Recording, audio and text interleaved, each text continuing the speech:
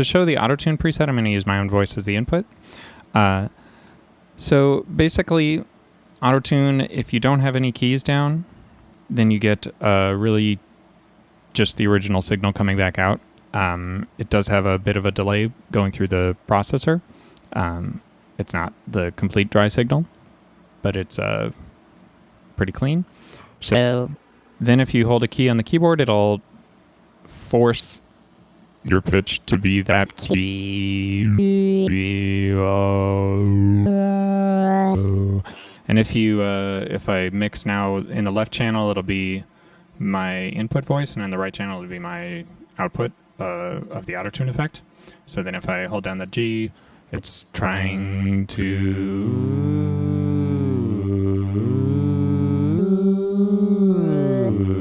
So it's trying to shift whatever note I sing to be a G, and at some point it'll flip into the octave above. So this is using pitch class, as in like a G, not necessarily this G. So that's kind of how the Autotuner works. So if you hold down, say, like a major scale, I'll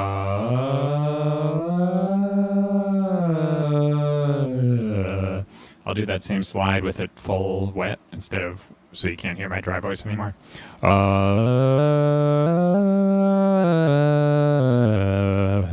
And that's with kind of a fast speed on there. If I slow down the speed, it'll sound a little more normal.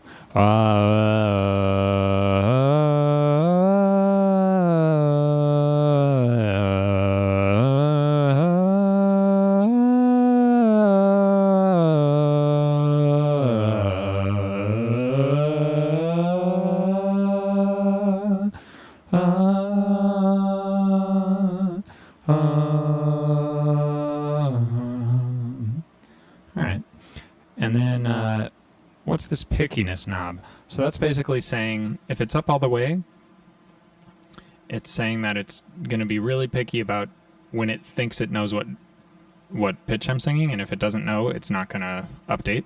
So basically it means that won't track as tightly, but instead it'll kind of only track when it thinks it's really confident. If this is low, then it'll be more as though our it'll more liberally decide that it knows what it's doing and go ahead and shift. So versus pretty similar when you're doing kind of a glide, but let's see. So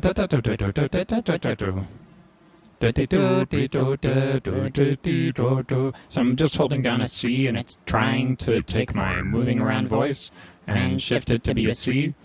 And if I have speed low, then it'll be really, just really try to shift everything. It does a pretty good job. If I have pickiness up, then it's gonna...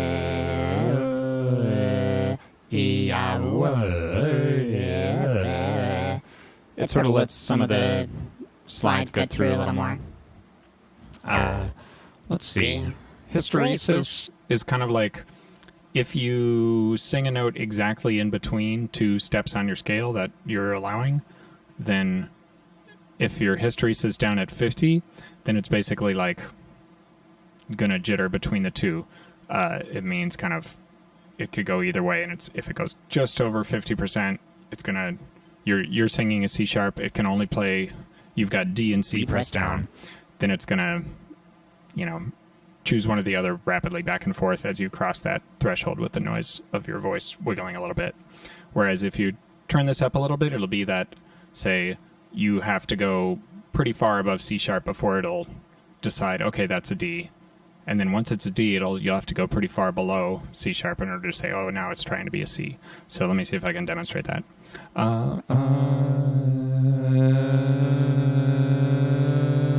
So here, I'm going to hold a D and a C. Ooh. Yeah, so I've got, if my hysteresis is really high, then you'll hear it kind of waits for a long time before it flips to the new one. Ooh. Right, it has to get really close in order to decide to change. Ooh. Versus if it's low. Ooh. So basically, as soon as I cross the halfway point, it flips. But then the risk with that is,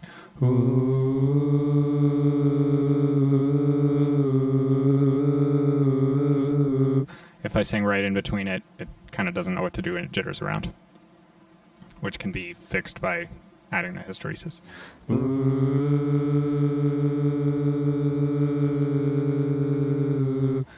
It's a lot more careful about whether it jumps. So what does a leap allow? This is pretty subtle, but basically like sometimes it gets octave errors. So this is kind of a way to, if you're getting a lot of octave errors where it thinks you're singing in a different octave than you are, and it moves it around.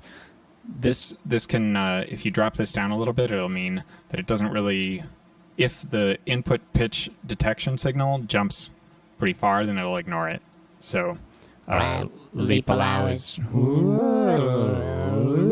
da ba bo ba bo ba bo ba bo ba bo ba bo ba. It's a little hard to demonstrate exactly when this works or doesn't, but here we go. But yeah, that hopefully that shows it a little bit. I would generally leave this all the way up unless you're getting octave error issues. Yeah. Speed, if it's all the way up, then you get that really T-Pain sound. Ooh. Let's see. Ooh.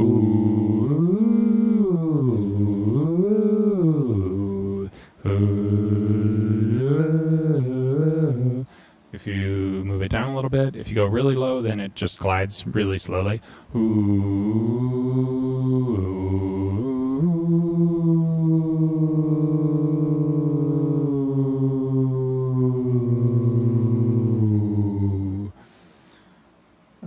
Yeah.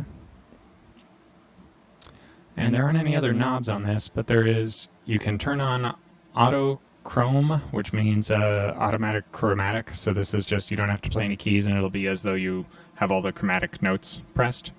That doesn't sound super useful because why would you want to just snap to whatever the nearest chromatic pitch is? Could be useful.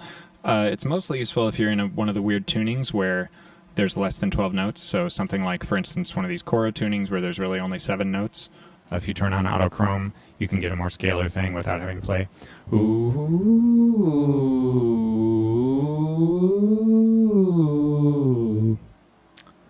Ooh.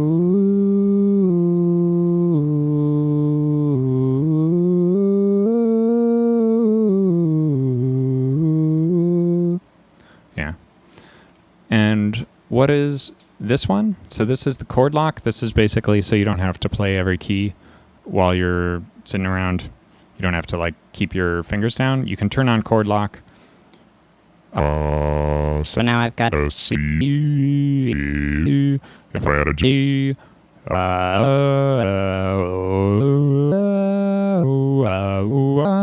And if I add some other notes, let's add an E. And you can just kind of keep hitting notes and it'll add them to the scale. So I can make it a full major scale if I want. Ooh. And if I turn off chord lock, that goes away. So then now I can make a new one by clearing it and starting it over again. That's basically all the Autotune parameters. It's a little bit glitchy. We're working on trying to improve the pitch detection, but that's where it stands right now.